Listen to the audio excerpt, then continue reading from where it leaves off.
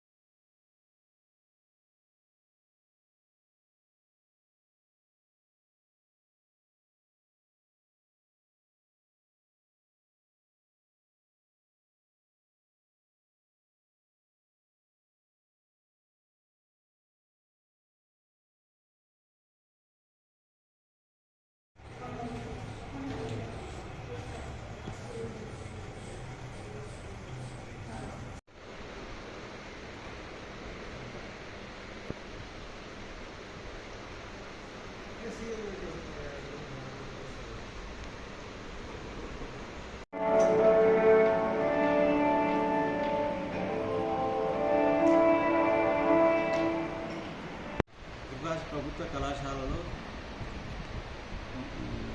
13వ తారీఖు మన తెలంగాణ స్వతంత్ర సమరయోధుల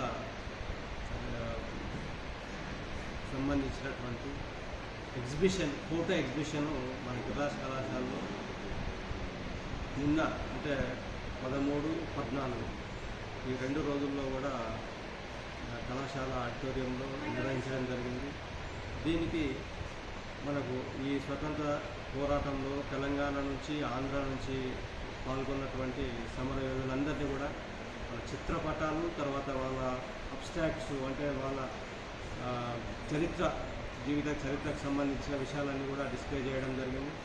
ఈ కార్యక్రమాన్ని communication central bureau of communication Nizamabad వారి ఆధ్వర్యంలో మరియు గుజరాత్ కళాశాల ఆధ్వర్యంలో నిర్వహించడం జరిగింది. ఈ కార్యక్రమానికి ముఖ్య అతిథిగా నగర మేయర్ నీతి కిరణ్ గారు, ట్రైనీ ఆఫ్ ఐఏఎస్ ఆఫీసర్ మరియు బీసీ అండ్ బీసీడీ మేడం గారు, తర్వాత నీతి ఆయోగ్, నెహ్రూ యువ కేంద్రం నుంచి కూడా పాల్గొనడం జరిగింది. అదేవిధంగా తెలంగాణ విశ్వవిద్యాలయం నుంచి NSS coordinator doctor Ravinder Reddy గారు మరియు మా కళాశాల ప్రిన్సిపాల్, తర్వాత కళాశాల అధ్యాపకులు, అదేవిధంగా మా కళాశాల నుంచి విద్యార్థులందరూ కూడా పాల్గొనడం జరిగింది. ఇది మంచి కార్యక్రమం. ఎందుకంటే ఈ రోజుల్లో విద్యార్థులు స్కూల్ ఎడ్యుకేషన్లో చదివి వదిలేస్తూ ఉన్నారు. కానీ మనం జీవితాంతం గుర్తుంచుకోవాలి. అదే మన భావితరాలకు తెలవాలి అంటే మన ఈ స్వతంత్రానికి పోరాడినటువంటి యోధుల గురించి అందరూ కూడా జీవిత చరిత్ర తెలవాలి. కాబట్టి ఆ విధంగా ఉండడానికి మేము ఈ ప్రోగ్రాం అరేంజ్ చేయడం జరిగింది. ఈ ప్రోగ్రాంకు వివిధ కళాశాలల నుంచి కూడా విద్యార్థులు వచ్చి తిలకించడం జరిగింది. మన సెంట్రల్ బ్యూరో ఆఫ్ కమ్యూనికేషన్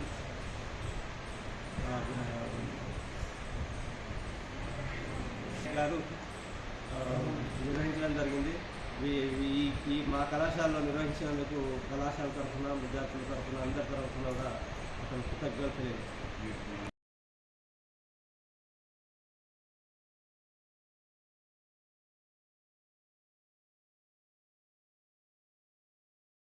అందరికీ నమస్కారం.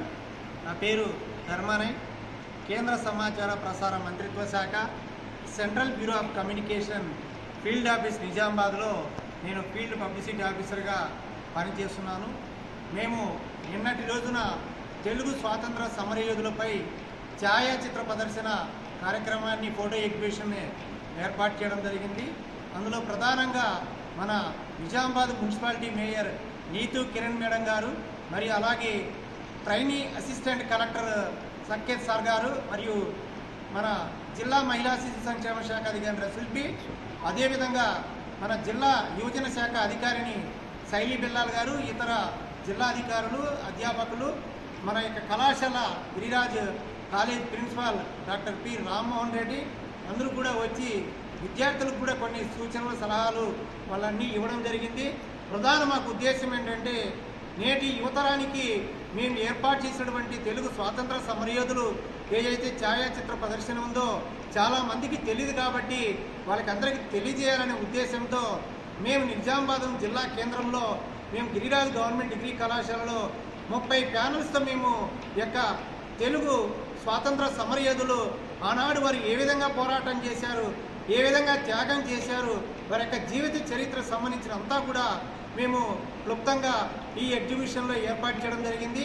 ఇదివరకే నిన్నటి నుంచి వివిధ కళాశాల విద్యార్థులు, స్కూల్ విద్యార్థులు, మరి జిల్లాలో ఉన్నటువంటి కొంతమంది మేధావులు అందరూ కూడా, ప్రజలందరూ కూడా స్వచ్ఛందంగా వచ్చి చూస్తున్నారు. మంచి స్పందన కూడా లభిస్తుంది. ఈరోజు సాయంకాలం వరకు ఈ యొక్క ఛాయాచిత్ర ప్రదర్శన కొనసాగుతుంది. ఇందులో ప్రధానంగా చూస్తే మనకు అల్లూరి సీతారామరాజు కావచ్చు, కొమరం భీం కావచ్చు, రామ్జీ గోండ్, మరి చిట్యాల ఐలమ్మ, మరి వీళ్ళంతా కూడా ఏంటంటే మిగిలిన వాళ్ళు సుద్దల హనుమంతు మరియు కాలోజీ, మరి చాలామంది ప్రసిద్ధి చెందినటువంటి తెలుగు స్వాతంత్ర సమరయోధులు ఉన్నారు. కాబట్టి వారి యొక్క చరిత్రను మనము కనుమరుగు కాకుండా వాళ్ళ గురించి తెలుసుకోవాలి, స్మరించుకోవాలి. ఆగస్టు 15లో భాగంగా ఇండిపెండెన్స్ డే భాగంగా హర్ ఘర్ తిరంగా ఈ నెల 15వ తారీఖు వరకు ప్రతి ఇంటిపైన జెండా ఎగరవేయాలని గౌరవ దేశ ప్రధాని నరేంద్ర మోడీ సార్ గారు ఇచ్చిన పిలుపును కూడా అందరూ కూడా పాటించి ఈ యొక్క ఎగ్జిబిషన్ కూడా విజయవంతం చేయాలని మీడియా ముఖంగా మీ అందరికి కూడా మరొకసారి ధన్యవాదాలు తెలుపుకుంటూ జై హింద్. గిరిరాజ్ గవర్నమెంట్ డిగ్రీ కళాశాలలో నిన్నటి రోజు నుంచి ప్రముఖ తెలుగు స్వాతంత్ర సమరయోధులు ఎవరైతే ఉన్నారో వారందరూ కూడా వాళ్ళ గురించి మనం తెలియజేయాలి. నేటి విద్యార్థులు మనం తెలియజేయాలి. వారు చేసినటువంటి త్యాగాలు ఏమి, వారు చేసినటువంటి బలిదానాలు ఏదైనా అంశాలపైన కేంద్ర సమాచార ప్రసార మంత్రిత్వ శాఖ, సెంట్రల్ బ్యూరో ఆఫ్ కమ్యూనికేషన్ మరియు గిరిరాజ్ కాలేజ్ సౌజన్యంతో మేము కలిసి 30 మంది తెలుగు ప్రముఖ స్వాతంత్ర సమరయోధుల ఫోటో ఎగ్జిబిషన్ ఏర్పాటు చేయడానికి, అందులో ఇక్కడ ముందుగా మనం చెప్పాలంటే అందరికి కూడా ఈ తెలుగు స్వాతంత్ర సమరయోధులు ఫోటో ఎగ్జిబిషన్ వచ్చిన వారందరికీ కూడా స్వాగతం, సుస్వాగతం అండి. ముందుగా అందులో దుర్గాబాయి దేశ్ముఖ్ ఆమె వచ్చేసి మంచి స్వాతంత్ర సమరయోధురాలుగా చెప్పుకోవచ్చు. ఒక మంచి లాయర్ కూడా, రాజకీయ తత్వవేత్త కూడా. ఆ సమయంలోనే ఆమె మంచి కొన్ని కావాల్సినటువంటి అంటే అప్పుడు మహిళలకు చాలా ఫ్రీడమ్ ఉండేది కాదు. మహిళా విముక్తి కోసం ప్రత్యేకంగా ఆమె ఆ కాలంలో పోరాటం చేయడం, ఆ సమయంలోనే వాళ్ళు స్వాతంత్ర సంగ్రామంలో మంచిగా యాక్టివ్గా పనిచేయడం జరిగింది దుర్గాబాయి దేశ్ముఖ్ గారు. నెక్స్ట్ తదుపరి వ్యక్తి వచ్చేసి ఇండియా అని కూడా మనం పిలుస్తాము. ఇంకోటి ఏంటంటే ఎందుకు నైటింగేల్ ఆఫ్ ఇండియా అంటే ఒక కవిత్రి, మంచి తన కవిత్వం ద్వారా మంచి కవితలతో ఆమె కొంత జాగృతి చేసేది, చైతన్యం చేసేది. ప్రజలందరూ కూడా ఈ స్వాతంత్ర ఉద్యమంలో పార్టిసిపేట్ చేయడానికి కూడా ఈమె కీలక పాత్ర పోషించడం జరిగింది. ఈమె మనకేంటంటే గవర్నర్ కూడా మనకు ఈమె సరోజినీ నాయుడు గారు ఒక మహిళ, ముందు మొట్టమొదటి మహిళగా ఈమె గవర్నర్ కూడా పనిచేసినటువంటి వ్యక్తి సరోజినీ నాయుడు గారు. ఏమంది బాలికలకు తెలియదు కాబట్టి ముందుగా మనం ప్రధానంగా ఇక్కడ దుర్గాబాయి దేశ్ముఖ్ కానీ సరోజినీ నాయుడు కానీ వీళ్ళ ముందు తీసుకోవడం జరిగింది. నేటి తరాన్ని బాలికలకు కూడా తెలియజేయాలి, భవిష్యత్తులో వాళ్ళు కూడా చర్చించి డిస్కషన్ చేయాలి. ఎందుకంటే ఈ యొక్క కనుమరుగైపోతున్నాయి వీళ్ళ గురించి. మనము గాంధీ గారి గురించి తెలుసుకుంటున్నాం, నెహ్రూ గారి గురించి తెలుసుకుంటున్నాం, భగత్ సింగ్, లాలా లజపత్ రాయ్, బిపిన్ చంద్రపాల్, సుభాష్ చంద్రబోస్ గురించి. కానీ మన యొక్క తెలుగు స్వాతంత్ర సమరయోధులు ఎవరైతే ఉన్నారో వాళ్ళ గురించి మాత్రం తెలుసుకోవడంలో మనం కొంత వెనకబడి ఉన్నామేమో అని చెప్పేసి, ఇది కాదని చెప్పేసి మన సెంట్రల్ బ్యూరో ఆఫ్ కమ్యూనికేషన్ ప్రత్యేకంగా తెలుగు స్వాతంత్ర సమరయోధులని ఒక వుడెన్ ప్యానల్స్ 30 మేము ప్యానల్స్ ఏర్పాటు చేయడం. అందులో సరోజినీ నాయుడు గారు నేను పనిచేయడం జరిగింది. ఈయన నిజాంకు వ్యతిరేకంగా పోరాటం చేశారు. క్విట్ ఇండియాలో కూడా ఈయన మూమెంట్లో కూడా ఆయన పాల్గొన్న 1942లో పాల్గొనడం జరిగింది. ఒకసారి ఈయన 1947లో కూడా అరెస్ట్ అయ్యారని తెలుస్తుంది. ఈయన తొలి మనకు రాష్ట్రానికి, మన హైదరాబాద్ రాష్ట్రానికి తొలి ముఖ్యమంత్రిగా కూడా ఎన్నికయ్యారని చెప్పేసి డాక్టర్ బోర్గల రామకృష్ణరావు తొలి ముఖ్యమంత్రి. ఇప్పుడు మనం వెళ్ళి విద్యార్థులు అడిగినా కూడా తొలి ముఖ్యమంత్రి ఎవరైనా చెప్పలేనటువంటి నిస్సందేహ స్థాయి స్థితిలో పిల్లలు ఉన్నారు. కాబట్టి ఎంతవరకు పిల్లలకి ఇవన్నీ తెలియదు కాబట్టి తెలియజేయాలని చెప్పేసి నిజామాబాద్లో ఉన్నటువంటి కొన్ని స్కూల్స్ కూడా మేము విజిట్ చేయడం జరిగింది, వాళ్ళకి తెలియజేయడం జరిగింది. కళాశాల స్కూల్స్ కూడా మీ పిల్లల్ని తీసుకొచ్చి ఆ స్టూడెంట్స్ అందరూ కూడా తెలియజేయండి, హిస్టరీ అంతా కూడా వాళ్ళకి చెప్పండి. తద్వారా ఏమవుతుందంటే భావి భారత పౌరులకు వాళ్ళకు దేశభక్తి వస్తుంది. ఆ దేశభక్తి పెంపొందించడం వల్ల కలిసిమెలిసి ఉంటాం.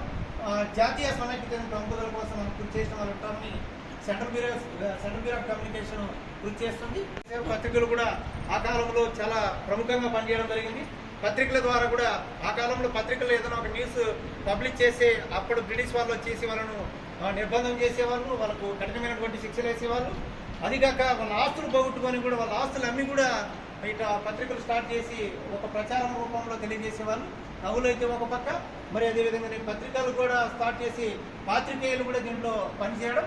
ఓ విధంగా సురవరం ప్రతాప్ రెడ్డి ఆయన గోల్కొండ పత్రికను స్టార్ట్ చేసి ఆ యొక్క ఈ పత్రిక ప్రధానంగా తెలంగాణ ప్రజలలో రాజకీయ అవగాహన అనేది పెంపొందించడం జరిగింది. ఈ యొక్క ఆయన చురుగ్గా ఆ యొక్క సాంఘిక, సాంస్కృతిక మరియు ఆ కాలంలో చాలా చురుగ్గా పాల్గొన్నట్టు చెప్పేసి తెలుస్తుంది. నేను నిజంగా చెప్పాలంటే నిజాము నిరంకుశత్వానికి వాళ్ళకు వ్యతిరేకంగా పోరాటం చేసినటువంటి వ్యక్తులలో సురం ప్రతాప్ రెడ్డి కూడా ఒకగా మనము చెప్పుకోవడం జరుగుతుంది.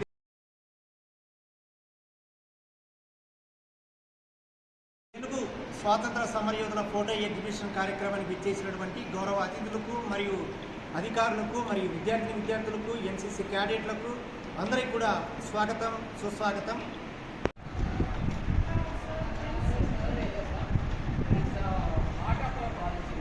కూడా మంచిగా ఒక మంచి విశ్వసనీయ అనుచరుడిగా చెప్పడం జరుగుతుంది. ఈయన INA Indian national army major కూడా పనిచేశాడు. ఆయన స్వాతంత్రం కోసం భారత్ తొలి దౌత్య వేతలలో ఒకరని చెప్పి తెలుస్తుంది. మహాత్మా గాంధీ శిష్యుడైన సప్రాని సబర్మతి ఆశ్రమంలో కూడా కొంతకాలం గడిపారని చెప్పేసి తెలియజేయడం జరుగుతుంది. నెక్స్ట్ ప్రధానంగా చెప్పాలి,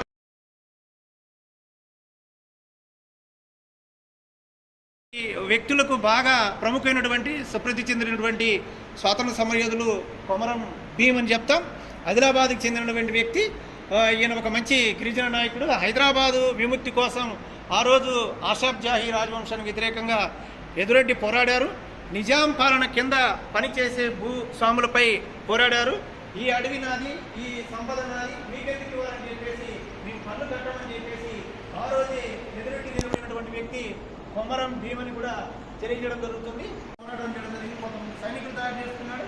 సైనికుల్లాగా తయారు చేసుకొని ఆయన నేరుగా ఆ గెరిల్లా పోరాటం చేసినటువంటి వ్యక్తుల్లో పవన్ భీమన్ కూడా చెప్పుకోవచ్చు. ఆంధ్ర కేసరిగా ప్రసిద్ధి చెందిన టంగుటూరి ప్రకాశవంతులు ఈయన తొలి తరం స్వాతంత్ర సమరయోధులని ఈయన చెప్పుకోవచ్చు. ఈయన న్యాయవేదన వదిలేసి స్వాతంత్ర పోరాటంలో ఈయన పాల్గొనడం జరిగింది. సైమన్ కమిషన్ వ్యతిరేకంగా ఆయన పోరాటం చేశారు. కవి, రచయిత, పద్మభూషణ్ అవార్డు గ్రహీత కూడా ఈయన. నిజాం రాష్ట్ర ఆంధ్ర మహాసభ మొదటి ప్రధాన కార్యదర్శిగా పనిచేశారు. ఇక్కడ ఉన్న వాళ్ళలో చాలామంది నిజాములకు వ్యతిరేకంగా పోరాటం చేశారు. ఆనాడు బ్రిటిష్ వాళ్ళకు వ్యతిరేకంగా పోరాటం చేశారు. ఇప్పటికి కూడా చాలామంది యువకులకు, ఇప్పుడు ఈ తరం వాళ్ళకు నిజాం అంటే తెలియదు. వాళ్ళ మంది ఏ విధంగా ఫైటింగ్ జరిగింది, ఏ విధంగా గొడవలు చేసేవాళ్ళు, అప్పట్లో జరిగినటువంటి సంఘటన ఎలా ఉండేది, ఒక మహిళ నేరుగా వెళ్తున్నా కూడా దాని నుంచి వెళ్తున్నా కానీ చాలా ఇబ్బందులు పడేవాళ్ళు, ఇవన్నీ కూడా వీళ్ళకి తెలియజేయాలనే ఉద్దేశంతో మేము ఇవన్నీ కూడా ఏర్పాటు చేయడం జరిగింది. మనకు పివి నరసింహారావు మనకు తెలిసిన విషయం, ఎందుకంటే ఆయన భారత ప్రధానమంత్రిగా పనిచేసాడు. ఆ కాలంలోనే మంచి ఈ రాష్ట్ర స్వాతంత్ర సంగ్రామంలో హైదరాబాదు చురుగ్గా పాల్గొనడం జరిగింది. యాక్చువల్గా చెప్పాలంటే హైదరాబాద్ లిబరేషన్ డే సెప్టెంబర్ 17న మనకు స్టార్ట్ అవుతుంది. అప్పట్లో వీళ్ళు హైదరాబాద్ రాష్ట్ర స్వాతంత్ర సంగ్రామంలో పాల్గొన్నారు. ముందుగా మనకు ఇండిపెండెన్స్ వచ్చినా కానీ హైదరాబాద్కు రాలేదు. ఎందుకంటే నిజాం వాళ్ళ పాలనలో ఉండేది. వాళ్ళ పైన ఫైట్ చేసి చివరికి మనం తీసుకోవడం జరిగింది. ఇది పివి నరసింహారావు.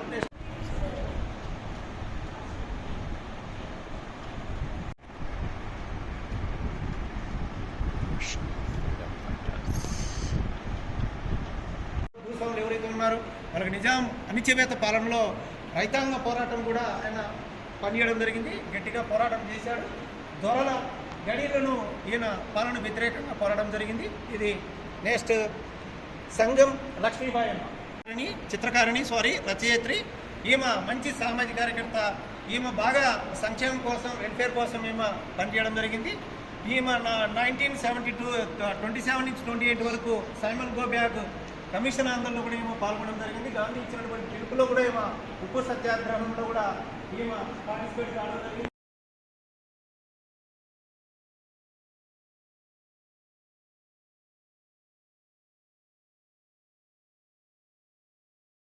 ఈయన 1906లో ఆంధ్రలోని గుంటూరు జిల్లా సత్తెనపల్లికి చెందినటువంటి వ్యక్తి. ఈయన ఒక జర్నలిస్ట్గా పనిచేయడం జరిగింది. స్వాతంత్ర సంగ్రామంలో కూడా ఈయన పాల్గొనడం జరిగింది. దాశరథి కృష్ణమాచార్యులు పూర్వపు వరంగల్ జిల్లాకు చెందినటువంటి వ్యక్తి. పురాతన గ్రంథాలపైన కూడా ఈయన లోతైన అవగాహన చేసి ఒక అధ్యయనం చేసినటువంటి వ్యక్తులుగా, ఒక పండితుడిగా ఉంది. చిన్న వయసులోనే నిజాంకు వ్యతిరేకంగా పోరాటం చేసి తన కవిత్వం ద్వారా అందరినీ కూడా బాగా ఒక జాగృతి చేసినటువంటి వ్యక్తులు కూడా నేను చెప్పడం జరుగుతుంది. ఆచార్య ఎన్జీ రంగా అని పిలుచుకునే భోగినేని రంగనాయకులు స్వాతంత్ర సమరయోధులు, పార్లమెంటరీ రైతు నాయకులు, మరియు ఆయన స్వతంత్ర పార్టీ వ్యవస్థాపక అధ్యక్షులు. మరియు గుంటూరు జిల్లా నిడంబరంలో ఈయన జన్మించడం జరిగింది. ఈయన గాంధీ ఇచ్చినటువంటి పిలుపులో స్వాతంత్ర ఉద్యమంలో ఈయన చేయడం జరిగింది. అతను 1933లో రైతుల ఆందోళనకు నాయకత్వం వహించారు. ఆ సమయంలో రంగా 1930 నుండి 1919 వరకు 6 దశాబ్దాల వరకు ఎంపీగా ఆయన పనిచేయడం జరిగింది. నెక్స్ట్ అలాగే మన హయగ్రీవాచారి, ఈయన తెలంగాణలోని వరంగల్ జిల్లాకు చెందినటువంటి వ్యక్తి. తిరువరంగం హయగ్రీవాచారి హైదరాబాదు నిజాం దురగతలు వ్యతిరేకంగా పోరాడారు. మహాత్మా గాంధీ అనుచరులు, రాష్ట్ర కాంగ్రెస్ వ్యవస్థాపకులు ఒకరు. అంటే నిజాములు వాళ్ళు ఆ కాలంలో ఎంత మనల్ని స్ట్రగుల్ పెట్టేవాళ్ళు. తెలంగాణలో మనకు ఉన్నటువంటి అప్పట్లో రైతాంగం పోరాటం చేశారు. కవులు కూడా ఒక పక్క వాళ్ళు తన కవిత్వాల ద్వారా, ఒక పక్క పాత్రికేయులు కూడా తన పాత్రికేయం ద్వారా అందరినీ కూడా ప్రజలందరూ కూడా మేల్కొల్పి ఈ నిజాములు వ్యతిరేకంగా అందరం కలిసికట్టుగా మనం ముందుకెళ్తే తప్ప ఈ నిజాము గడిలను మనం దూరం చేయలేమని చెప్పేసి ఆ రోజు పోరాటం చేసిన వాళ్ళు ఇంతకుముందు చెప్పినటువంటి సుద్దాల హనుమంతు గారి, మరి ఇప్పుడున్నటువంటి సంఘం లక్ష్మీబాయం కానీ, హయగ్రీవాచారి కానీ, వీళ్ళందరూ కూడా పోరాటం చేసినటువంటి Hyderabad state national youth Congress వ్యవస్థాపకులు. మరి క్విట్ ఇండియా ఉద్యమంలో గాంధీ గారు ఏదైతే పిలిపించారో క్విట్ ఇండియా ఉద్యమంలో, ఆ ఉద్యమంలో కూడా ఈయన చురుగ్గా పాల్గొనడం జరిగింది. హైదరాబాద్ రాష్ట్ర విముక్తి కోసం ఈయన 1947-48లో రజాకార్లకు వ్యతిరేకంగా పోరాడారు. యాక్చువల్గా 1947లో మనకి ఇండిపెండెన్స్ వచ్చింది, అని హైదరాబాద్కి రాలేదు. అప్పట్లో నిజాములకు వ్యతిరేకంగా మన వాళ్ళందరూ కూడా పోరాటం చేసి నిజాం పరిపాలన ఉండేది. మాకు స్వాతంత్రం వచ్చినా మీరేందని చెప్పేసి అప్పట్లో ఉన్నటువంటి యువత కావచ్చు, విద్యార్థులు కావచ్చు, రైతాంగం కావచ్చు కార్మిక కర్షక అందరూ కూడా అన్ని రంగాల వాళ్ళు ముందుకు వచ్చి నిజాం వ్యతిరేకంగా పోరాటం చేసి ఆ రోజు మనకు 1947-48లో వ్యతిరేకంగా ఈయన పోరాటం జరిగింది. ఈ విధంగా నెక్స్ట్ మనకు ఈయన స్వాతంత్ర సమరయోధులు, జాతీయ కాంగ్రెస్ సభ్యులు కూడా పట్టాభి సీతారామయ్య. ఈయన సహాయ నిరాకరణ ఉద్యమం ఉండేది, శాసనోల్లంఘన ఉద్యమం ఉండేది, క్విట్ ఇండియా ఉద్యమం ఉండేది, ఉప్పు సత్యాగ్రహం ఉండేది. ఉప్పు సత్యాగ్రహం పాల్గొనేది కానీ ఈ 3 ఉద్యమాలను ఈయన చురుగ్గా పాల్గొని ఆంధ్ర రాష్ట్ర ఏర్పాటులో ఆయన ముఖ్య పాత్ర పోషించారు. గతంలో ఉమ్మడి రాష్ట్రం ఏదైతే ఉందో మద్రాసు నుంచి మనకు వచ్చేసిన తర్వాత ముందు మనకు రాజధాని కర్నూలు ఉండేది, కర్నూలు నుంచి హైదరాబాద్ అయ్యేది, మనకు మళ్ళీ మన రాష్ట్రం అనేది సపరేట్ విభజన కావడం జరిగింది. ఈ విధంగా ఆంధ్ర రాష్ట్ర ఏర్పాటులో ఈయన ప్రముఖంగా ఈయన పోరాటం చేసి ఆ యొక్క చురుగ్గా పాల్గొన్నటువంటి వ్యక్తుల్లో పట్టాభి సీతారామయ్య ఉంటారు. మరి పింగళ రూపశిల్పి ఈయనే ప్రధానంగా. మనకు ఎందుకంటే బహుశాస్త్ర కోవిదుడు కూడా అన్ని పాండిత్యాలు అంటే మనము అనేక సంస్కృతం కావచ్చు, తెలుగు కావచ్చు, హిందీ కావచ్చు, మరాఠీ, మలయాళం, కన్నడ అన్ని భాషల్లో కూడా బహుశాస్త్ర కోవిదుడు అని కూడా ఆయనకు ఒక బిరుదుంది. ఆయన మంచి యొక్క భూగర్భ శాస్త్రం మీద మంచి అసాధారణమైనటువంటి పరిజ్ఞానం, మేధావి పింగళ వెంకయ్య గారు.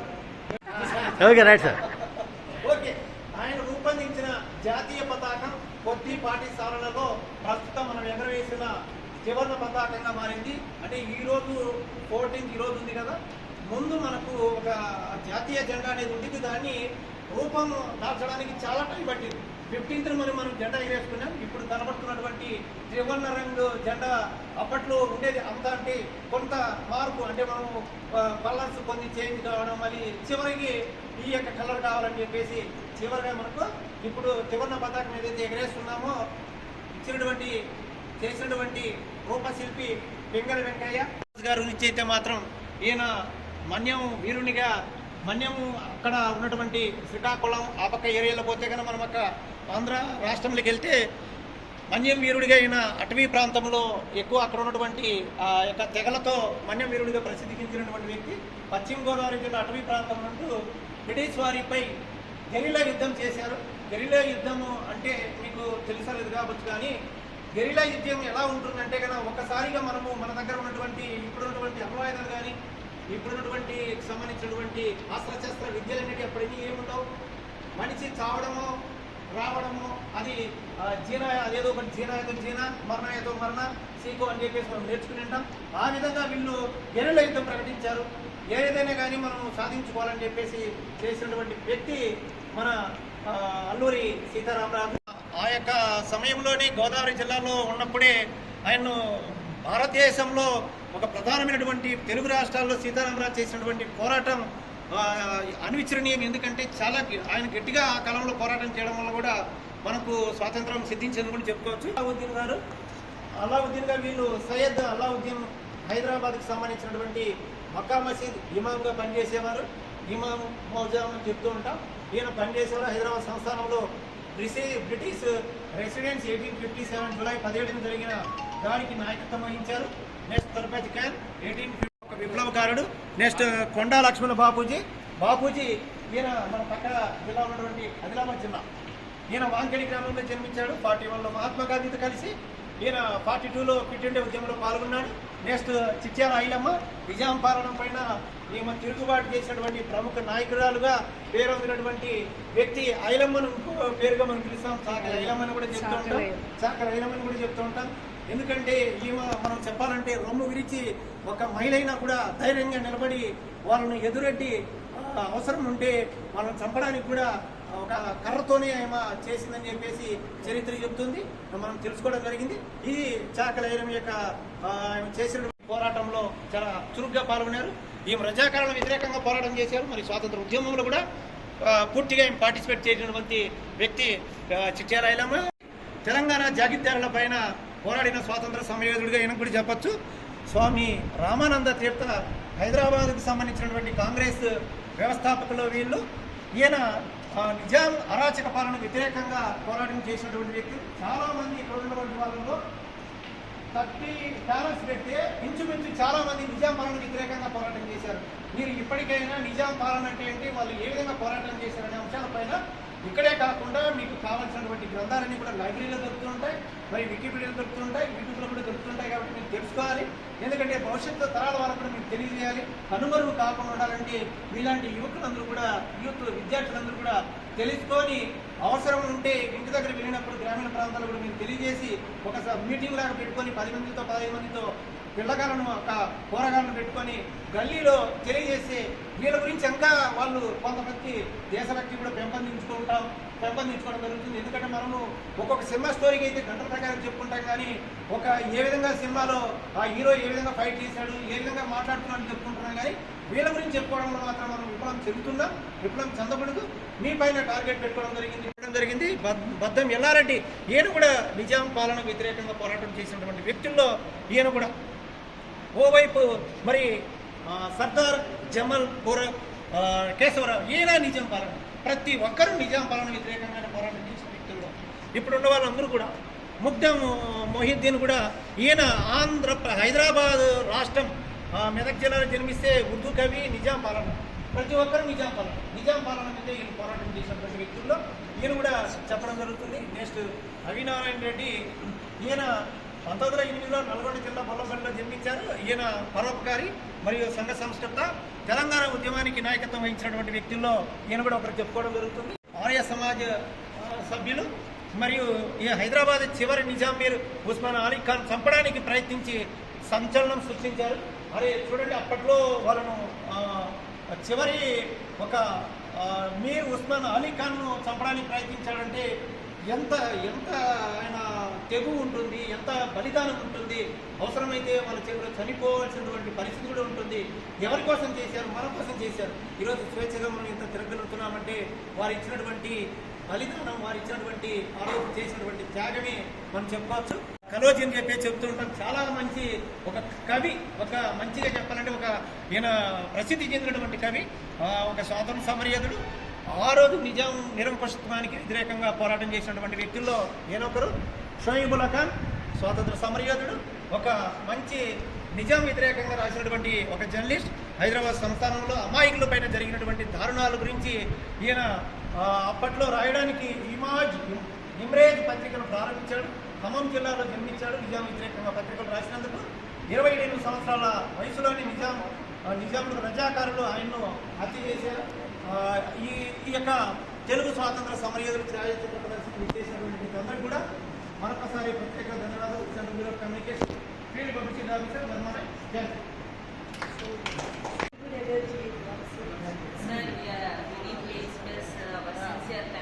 Bottom of our heart, and the way you explained, expressed your insightful contributions to the children. You educated them, you brought awareness, which was completely getting extinct through this education. Today you have enlightened and bring back the glory of the history of all the Telugu freedom fighters. We are really proud of you, sir, for your explanation, and our children are very much thankful and grateful for your incredible services today which you have rendered, and to keep up the honor of the 75th celebrations of our Independence Day. We express deeply thanks from the bottom of our heart. Thank you very much, sir.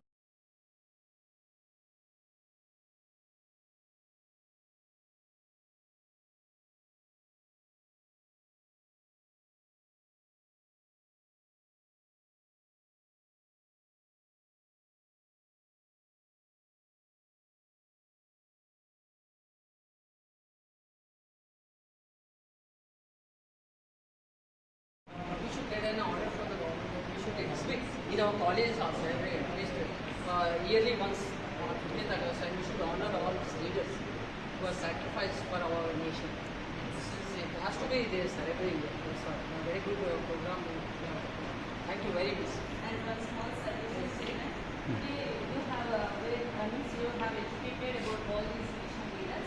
So you have to learn from every leader. There is a unique speciality and unique characteristic. Please take up the role model and inspiration and try to follow in your ideal path, which is very much important to our future citizens of India. Because today you are the students, but tomorrow you are the future citizens of India. It is very important for you to take them as inspiration and role model and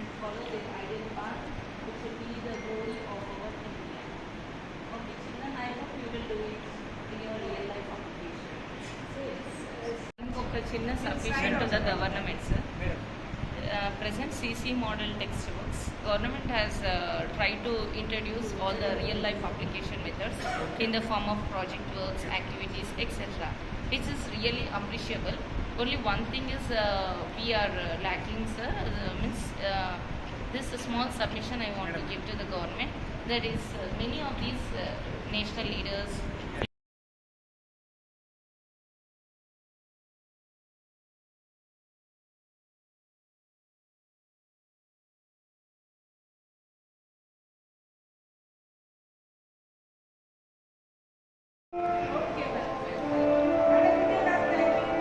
thank you madam.